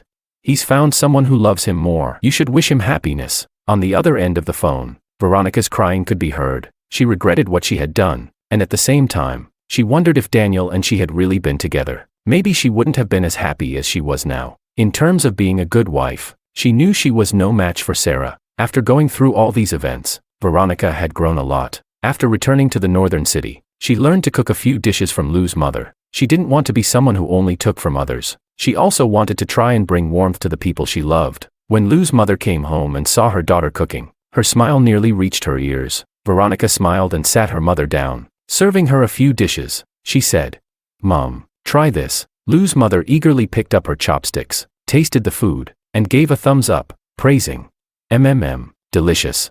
My daughter has grown up." Lou's mother looked at Veronica with a satisfied gaze. After everything that had happened, her daughter had become more mature, more caring for others, and she was genuinely happy for her. Another month passed, and with the financial support Sarah had given me, my business was thriving. I felt that after being married to Sarah for half a year, I had not yet met my father-in-law, which felt disrespectful. Sarah, too, was not welcomed by her family for marrying me. I had always felt bad about that. Now that my career was growing, I felt confident and wanted to take Sarah back to meet her parents. Driving a blue Ferrari to the Lee family villa, I was immediately hit with a heavy, solemn atmosphere. Sarah instinctively tightened her grip on my clothes. I turned to her and gave her a reassuring smile, holding her small, fair hand tightly in mine to give her a sense of security. I said, "It's okay, don't worry, I'm here. Everything's going to be fine." Hearing my gentle words, Sarah managed a weak smile, took a deep breath, and linked her arm with mine as we walked inside together. Though she was the daughter of the Lee family, the favored one who had grown up with attention, Sarah never liked this identity. The pressure of being the heir of the Lee family was immense. She had to learn all kinds of formalities. Every action had to be precise, as if measured with a ruler. She had to learn various talents: piano, guzheng, Chinese dance. Her parents demanded perfection in everything, and if she didn't do her best, she would be punished by not being allowed to eat for a day. Over time, Sarah began to feel that this so-called home was suffocating, nowhere near as happy as when she had been attending high school in the northern city. As we entered, we saw Mr. and Mrs. Lee sitting at the dinner table, eating quietly, with 4 nannies standing nearby, refilling their wine glasses. Dad, Mom, Sarah and I stood at the door for a long time, but they didn't acknowledge us. Sarah's face turned pale, and she pulled my hand, ready to turn and leave. She had already told them she would be coming back with me, but they still ignored us. Since they didn't show any respect, she felt there was no need to keep up appearances. Just as Sarah took a step toward leaving, I grabbed her hand and pulled her back. Chapter 23. I looked at Mr. and Mrs. Lee and raised my voice. I know you've never wanted to acknowledge me as your son-in-law because our law family's business is on the verge of bankruptcy. You think I'm not good enough for your precious daughter. Upon hearing this, Mr. and Mrs. Lee stopped eating and put down their chopsticks. They coldly stared at me. Mr. Lee spoke first. That's right. But our silly daughter is determined to be with you. Does that mean, just because we don't approve of you, you're going to give her back to us? I tightly grasped Sarah's hand and said firmly, Sarah is my one true love, and I will never give up on her. This has nothing to do with being your daughter. As soon as I finished speaking, Mr. Lee slammed his hand on the table in frustration. He dismissed the nannies and scolded me harshly. Unless you can become more successful than the Lee family, what makes you think you're worthy of marrying my precious daughter? Is it just because you have a small company worth only a few million? Sarah wanted to speak up for me, but Mrs. Lee pulled her aside. She looked at Sarah and said earnestly, Sweetheart, I know you truly love Daniel, but you've been pampered your whole life. If he doesn't become better than us, how can your father and I feel at ease giving you to him? Your father is only trying to push him a little. He doesn't really want to break you two apart. Otherwise, do you think we would have been so indifferent when you two got married? When Sarah realized the good intentions behind Mr. and Mrs. Lee's actions, she was touched and shed tears. She embraced Mrs. Lee, feeling relieved. It turned out they didn't not love her. They just had been strict with her. On the other hand, facing Mr. Lee's rebuke, I set a goal for myself. I said, 3 years. Give me 3 years, and I will raise Law's market value to 500 million. After speaking, I took Sarah's hand and left. For the next 3 years, I worked hard every day, putting in extra hours, attending social events. Sarah was heartbroken for me and would always go home to plead with Mr. and Mrs. Lee. But Mr. and Mrs. Lee were very stubborn. They said this was my goal, and if I didn't achieve it, they wouldn't acknowledge me as their son-in-law. After 3 years of relentless effort, I finally increased Law's market value to 500 million, and I became the wealthiest man in the southern city. At last, Mr. and Mrs. Lee accepted me as their son-in-law. 2 years later, Sarah and I had a pair of adorable fraternal twins. On the day of the baby's full-month celebration, Veronica appeared uninvited, standing off to the side, quietly observing my happiness. Seeing me smiling so joyfully, Veronica couldn't help but tilt her head and smile as well. Such is life. When you miss an opportunity, it's as if you miss a lifetime. She took a deep breath, put on her sunglasses, and silently left. After the full-month celebration, Sarah glanced at the gift list and curiously asked, Why is there an anonymous donation of 5 million on this list? Hearing this, I walked over, glanced at the list, and thought for a moment before calmly saying, It must be from our sister. Upon hearing this, Sarah laughed and cuddled up in my arms, holding me tightly. Our babies were peacefully sleeping in the crib beside us.